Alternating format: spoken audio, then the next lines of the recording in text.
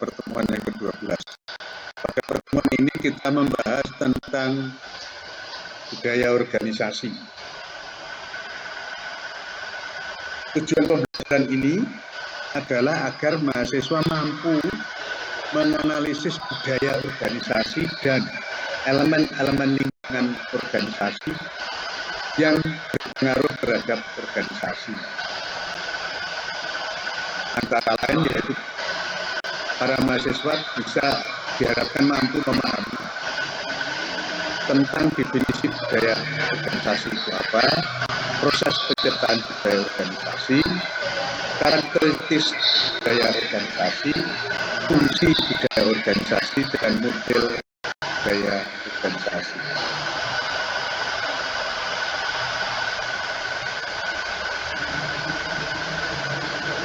Apa itu budaya organisasi? Budaya organisasi adalah pola tertentu yang dimiliki oleh anggota maupun karyawan, anggota organisasi maupun karyawan satu perusahaan.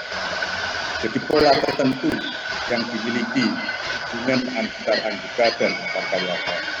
Mulai dari perilaku atau sikap, kemudian norma, nilai-nilai yang dipegang, hingga asumsi yang berkaitan dengan integrasi dalam melaksanakan pekerjaan. Menurut Kamus Besar Bahasa Indonesia, kebudayaan berasal dari kata budaya yang memiliki arti pikiran atau akal budi. Berbudaya artinya memiliki budaya, sedangkan kebudayaan adalah hasil kegiatan dan penciptaan batin akal budi manusia seperti kepercayaan, kesenian, adat istiadat, dan sebagainya. Apa pentingnya budaya dalam sebuah organisasi? Selain sebagai pembeda organisasi atau identitas pegawai di suatu organisasi atau perusahaan, budaya organisasi juga penting untuk membentuk rasa dan mekanisme pengendalian untuk memberikan percepatan bagi organisasi dalam mencapai tujuannya. Kemudian, apa peran budaya organisasi dalam pengelolaan organisasi? Budaya organisasi berfungsi sebagai perekat. Nomor 1, identitas citra brand yang berbeda dengan organisasi yang lain yang dapat dipelajari dan diwariskan kepada generasi berikutnya dan dapat dijadikan acuan perilaku manusia dalam organisasi yang berorientasi pada pencapaian tujuan atau hasil yang telah ditetapkan. Jadi kalau menurut Robin, budaya organisasi adalah suatu persepsi bersama yang dianut oleh anggota organisasi atau suatu sistem dari makna bersama. Sistem makna bersama ini merupakan seperangkat karakter utama yang dipelajari oleh organisasi tersebut. Kalau menurut Fukuyama, budaya organisasi adalah common understanding, kebersamaan pengertian para anggota organisasi untuk berperilaku sama, baik di luar maupun di dalam organisasi. Contoh-contoh budaya organisasi. Jadi ada budaya organisasi itu tadi disebutkan adalah sesuatu norma atau nilai yang dianut bersama. Itu tergantung dari yang sudah ditetapkan sebelumnya. Jadi apa saja yang termasuk budaya organisasi? Jenis-jenis organisasi, jenis-jenis budaya organisasi dapat dibedakan menjadi 4 jenis organisasi, budaya organisasi, yaitu kolaborasi atau plan, menciptakan akurasi atau bersaing, pasar, dan kontrol. Kemudian budaya yang berorientasi kalau kolaborasi atau plan, budaya yang mirip dengan keluarga dengan fokus.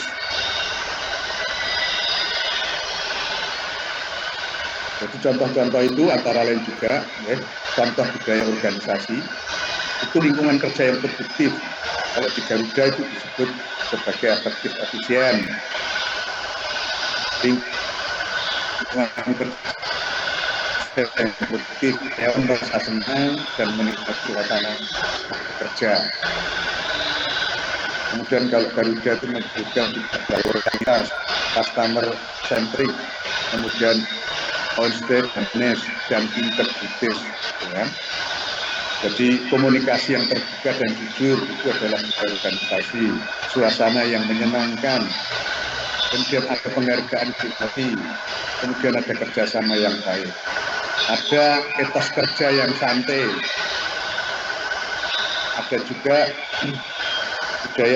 contoh budaya organisasi yang lain itu adalah memberikan pekerjaannya tantangan dengan cara kebebasan untuk berekspresi dalam menyenangkan dalam bekerja, memberikan insentif karyawan, tadi saya sebutkan ini, memberikan insentif pada karyawan dengan cara unik, yaitu dengan pertumbuhan saham dan dividen.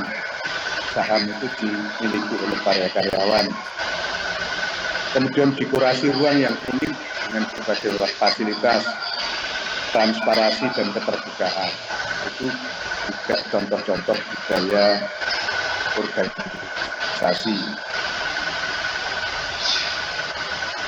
Kita lanjut. Jadi apa budaya organisasi itu? Yaitu ketika individu masuk dalam organisasi atau perusahaan, mereka masuk ke dalam norma, aturan-aturan formal dan prosedur formal organisasi tersebut. Di samping itu, mereka juga masuk pada kode-kode tingkah laku formal, ritual, tugas, sistem pembayaran, istilah, dan buruan-buruan yang hanya dapat dimengerti oleh orang-orang yang ada di dalam lingkungan organisasi itu. Jadi elemen-elemen ini merupakan beberapa dari manifestasi dia organisasi.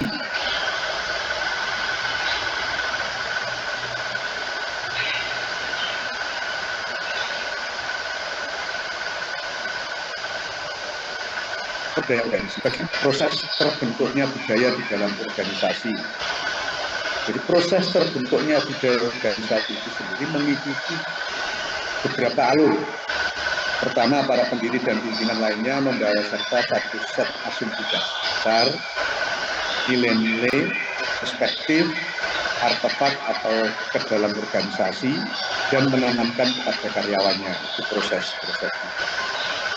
Atau bagaimana cara menciptakan budaya kerja, yaitu dengan membuat visi dan misi yang jelas, menciptakan iklim kerja yang positif, menghargai kontribusi setiap anggota, ya. Kemudian membangun kepercayaan dan saling pengertian, menjadi role model yang positif, menjadikan pelatihan dan pengembangan, menyediakan pelatihan dan pengembangan, membangun kemitraan dan kerjasama. Jadi proses penciptaan budaya organisasi itu dilakukan atau diawali oleh pendiri. Sampaikan itu.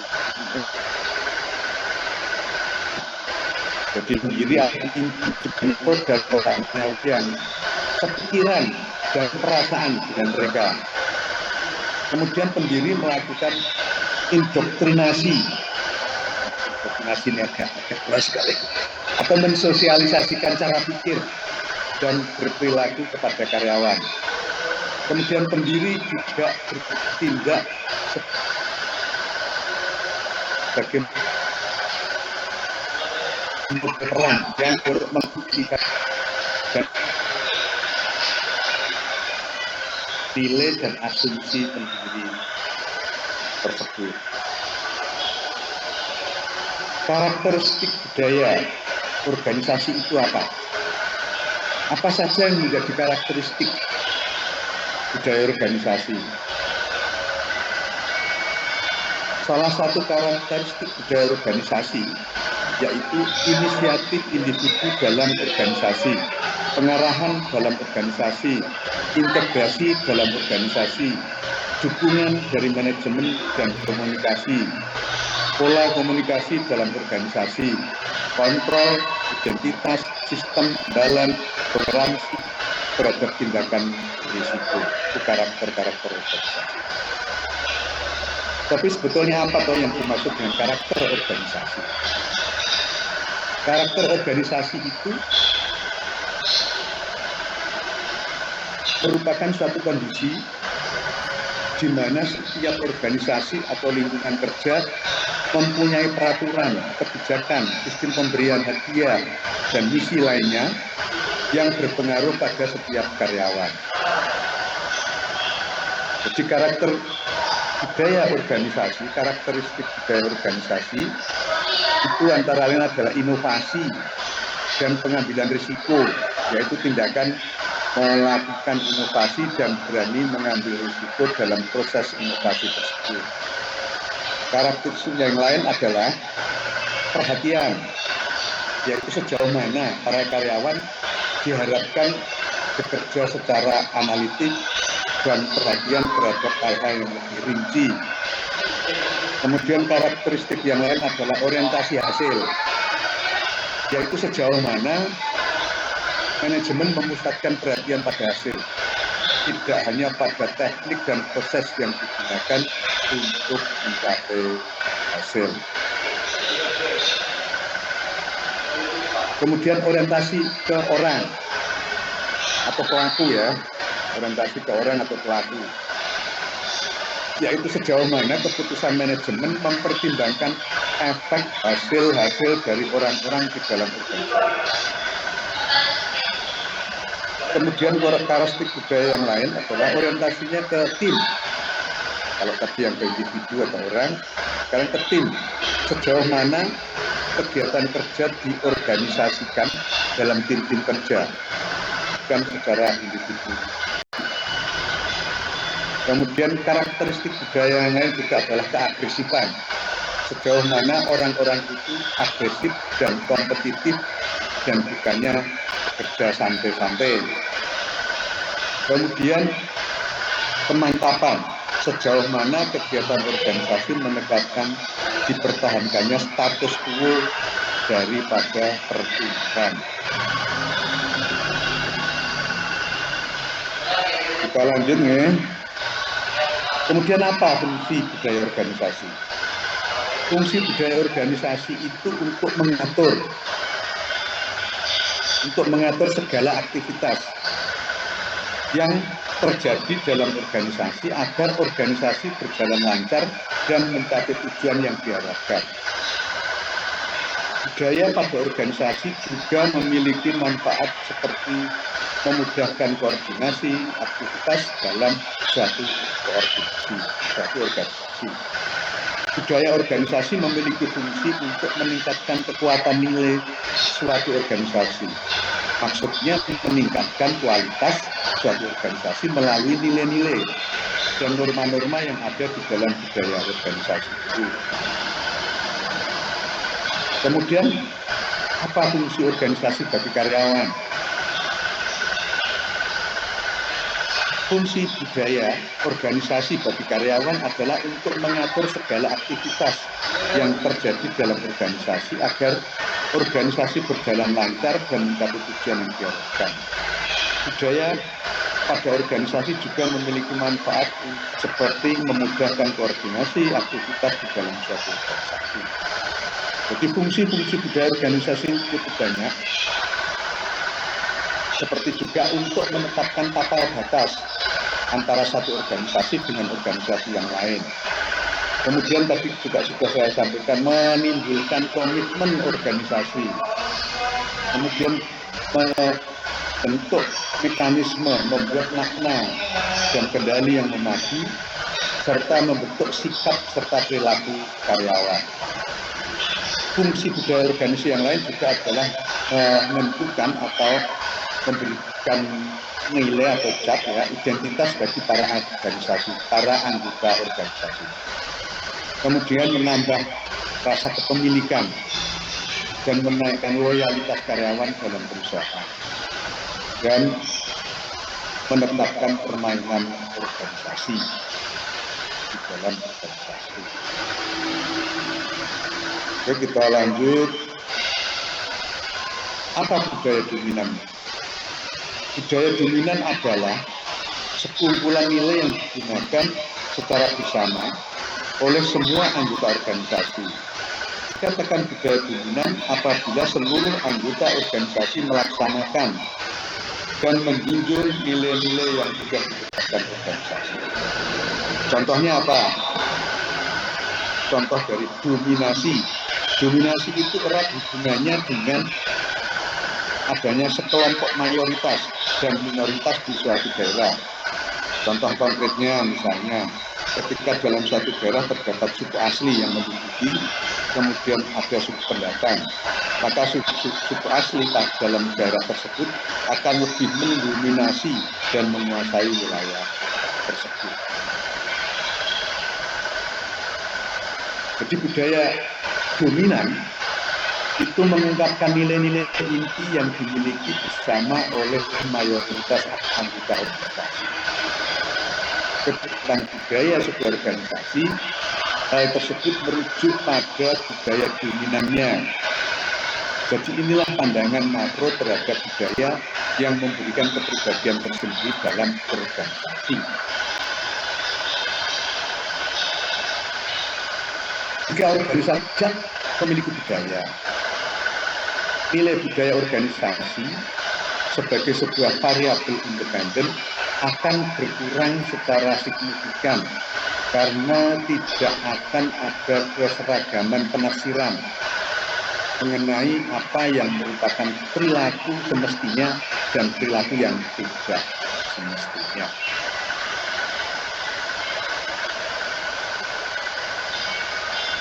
Kemudian kita lanjut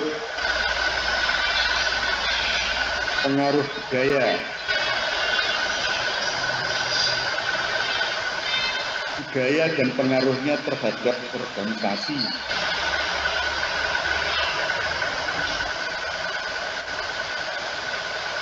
Pengaruhnya budaya kuat dengan budaya lemah.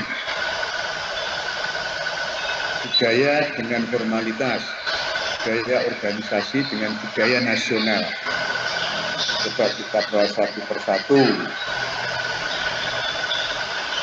Budaya kuat dengan budaya lemah. Dalam satu organisasi atau perusahaan itu sering sekali terjadi grupan gitu ya, atau kelompok-kelompokan yang menciptakan budaya-budaya sendiri. Itu ada yang budaya yang lemah, ada yang budaya yang kuat. Biasanya yang budaya yang lemah akan menghilang, dia akan menjadi satu dengan budaya yang kuat. Jadi budaya yang kuat mempunyai dampak yang lebih besar pada perilaku karyawan dan lebih langsung dikaitkan pada pengurangan tingkat keluaran karyawan. Jadi kalau budaya yang lemah tadi tidak segera gabung dengan budaya yang kuat, tingkat keluaran karyawannya akan semakin tinggi. Dalam suatu budaya kuat, nilai inti budaya itu dipegang secara intensif dan dianut bersama secara meluas. Makin banyak anggota yang menerima nilai-nilai inti dan makin besar komitmen mereka pada nilai-nilai itu, maka makin kuat budaya tersebut. Budaya kuat akan mempunyai pengaruh yang besar pada perilaku anggota karena tingginya tingkat kebersamaan dan intensitas penciptaan satu iklim internal dari kendali perilaku yang tinggi. Jadi pengaruh budaya yang kuat itu pengaruhnya itu pada perilaku anggota.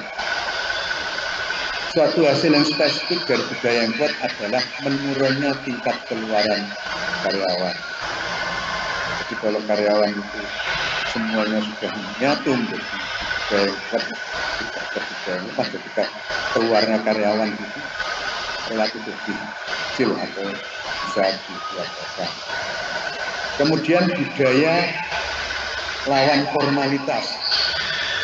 Budaya dikaitkan dengan formalitas atau lawan formalitas. Suatu budaya yang kuat meningkatkan konsistensi perilaku.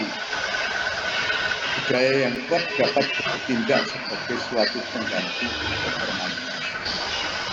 Jadi kadang formalitas itu tergantikan dengan budaya yang kuat, sehingga formalitas itu mungkin semakin kecil, atau justru menjadi formalitas itu bisa masuk ke budaya yang lebih kuat.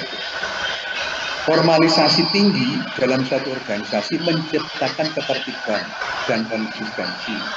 Suatu budaya yang kuat mencapai tujuan akhir yang sama tanpa perlu implementasi tertulis. Kita budaya, kalau formalitas kan tertulis. Ya. Kemudian oleh karena itu harusnya memandang formalitas dan budaya sebagai dua jalan yang berlainan, tetapi menuju pada suatu tujuan yang sama. Kita ya. Formal atau non formal, formal atau apa namanya menghilangkan sedikit formal memegang tujuan. Makin suatu budaya organisasi, makin kurang manajemen itu perlu memperhatikan pengembangan aturan dan pengaturan formal untuk memandu perilaku karyawan. Panduan tersebut akan diinternalkan dalam diri para karyawan ketika mereka menerima budaya organisasi.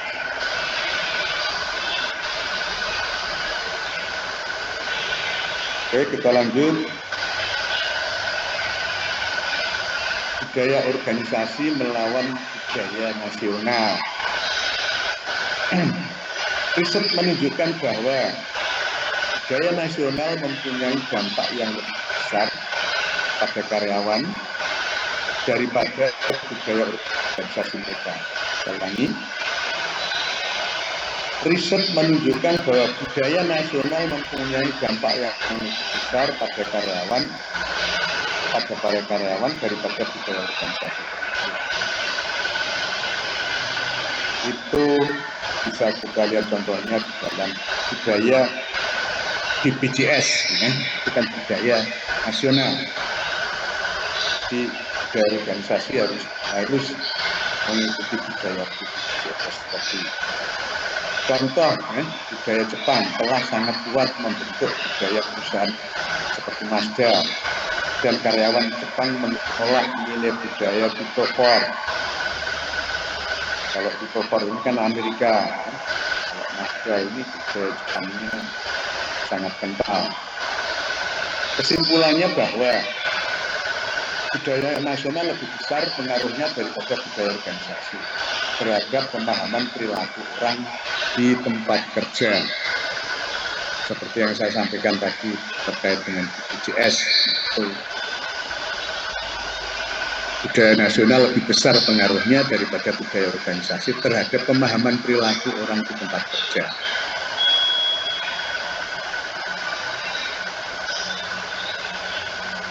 Ya, kita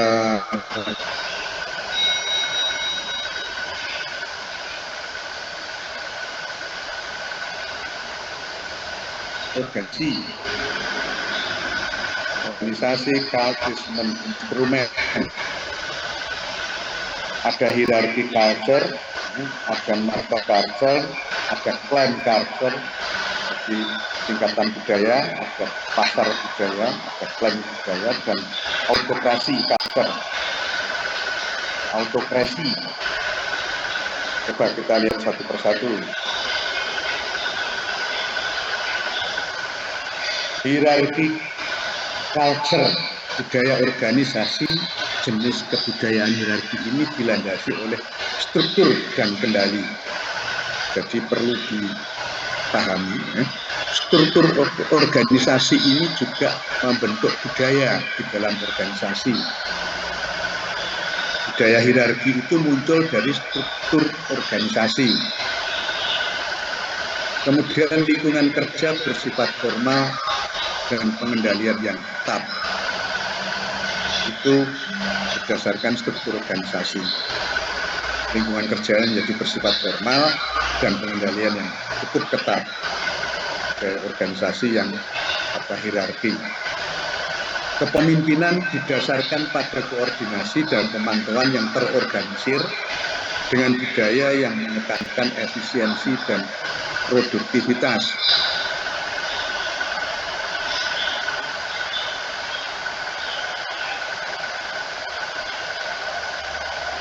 Budaya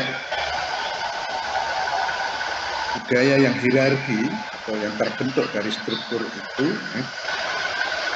itu nilai dari kebudayaan hierarki ini adalah konsisten dan keseragaman.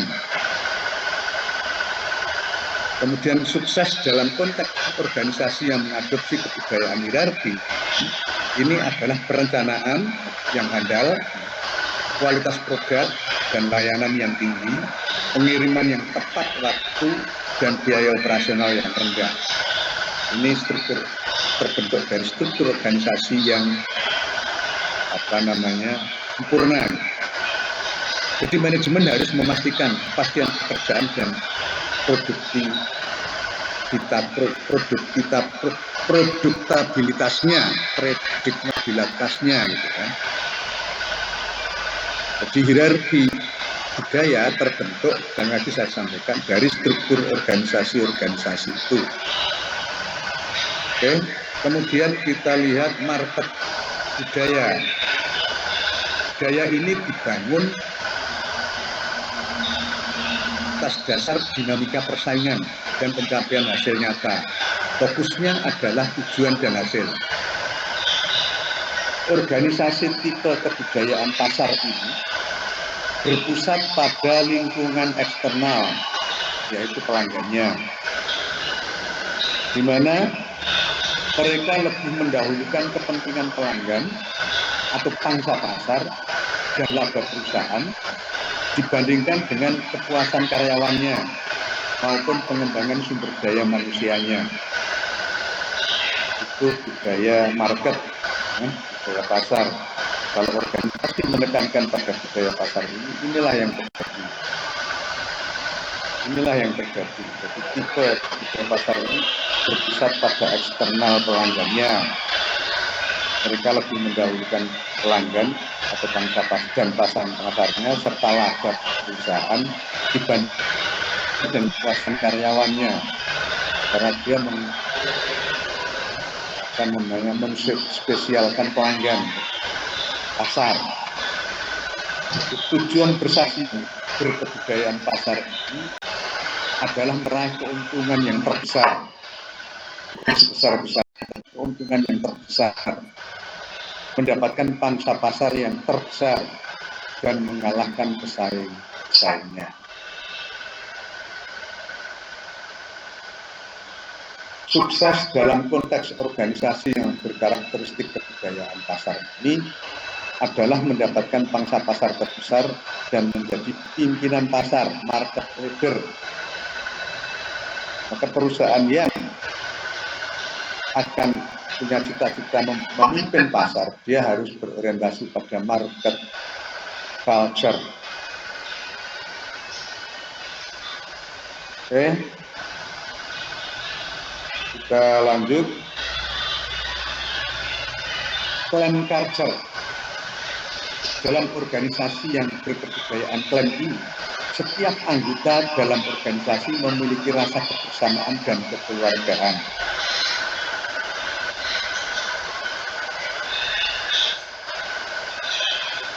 Ini tidak sama dengan politik dinasti ya.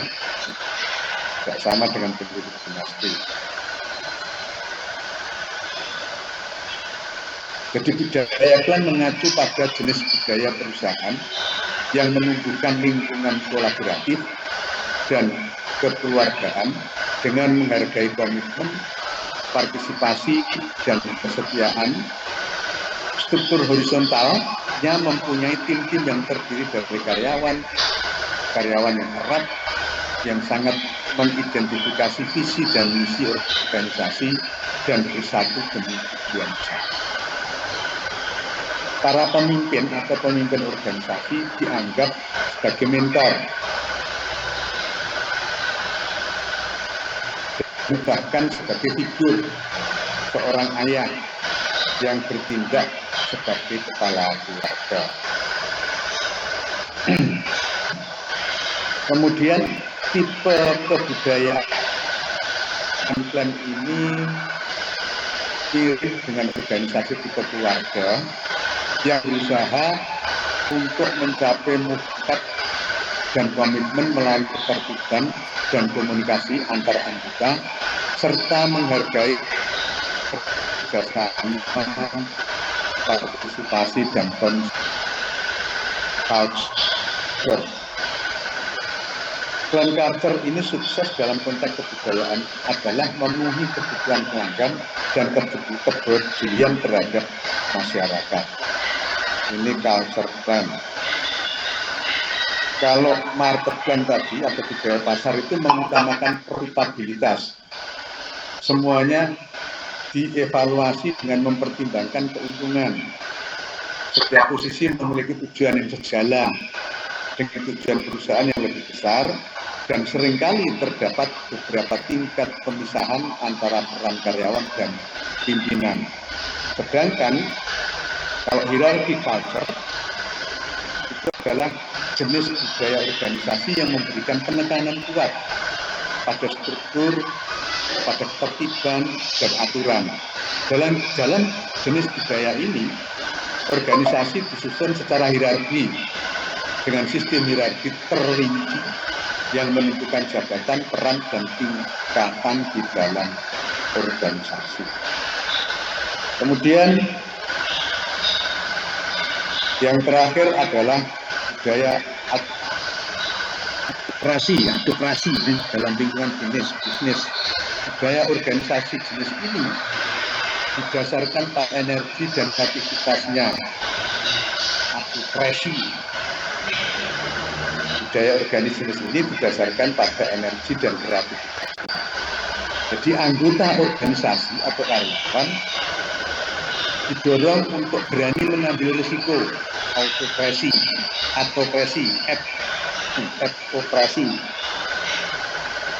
didorong untuk mengambil risiko, bereksperimen dan berpikir di luar kebiasaan, out of the box, autokrasi, culture, untuk menyelesaikan sesuatu. Para pemimpin atau pimpinan organisasi dianggap sebagai inovator dan pengusaha atau entrepreneur. Kemudian budaya advokasi ini mendorong organisasi atau perusahaan untuk berkembang dengan menciptakan produk-produk dan layanan-layanan yang lebih inovatif dan cepat menanggapi perubahan pasar.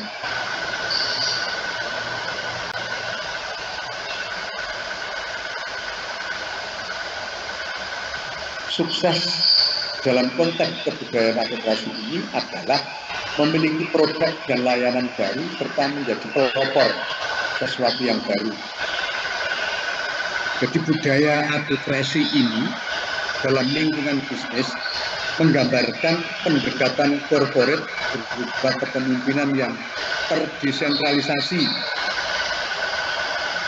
Jadi kepemimpinan yang terdesentralisasi, inisiatif individu dan pengambilan keputusan organik tidak bergantung pada sistem otoritas atau prosedur yang kaku. Ini cocok dengan kalau ini dipimpin oleh kepemimpinan yang transformasional.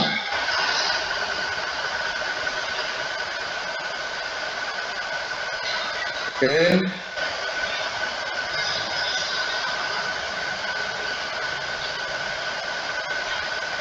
Jadi budaya organisasi ini dapat kita simpulkan bahwa budaya organisasi adalah suatu persepsi bersama yang dianut oleh organisasi, anggota organisasi atau suatu sistem dari makna bersama. sistem makna bersama ini merupakan seperangkat karakteristik utama yang dihargai oleh organisasi. Jadi karakteristik budaya organisasi adalah inovasi dan pengambilan risiko, yaitu tindakan melakukan inovasi dan berani mengambil risiko dalam proses inovasi tersebut, yaitu dengan sejauh mana para karyawan diharapkan bekerja secara analisis dan perhatian terhadap hal yang lebih rinci. Orientasi hasil yaitu sejauh mana manajemen memusatkan perhatian pada hasil, tidak hanya pada teknik dan proses yang digunakan untuk mencapai hasil. Kemudian kalau berorientasi ke individu, ke orang, yaitu sejauh mana keputusan manajemen mempertimbangkan efek hasil-hasil pada orang-orang di dalam organisasi tersebut. Sedangkan kalau berorientasi pada tim, yaitu sejauh mana kegiatan kerja diorganisasikan dalam tim-tim kerja, bukannya pada individu. Kemudian kalau berorientasi pada agresifan,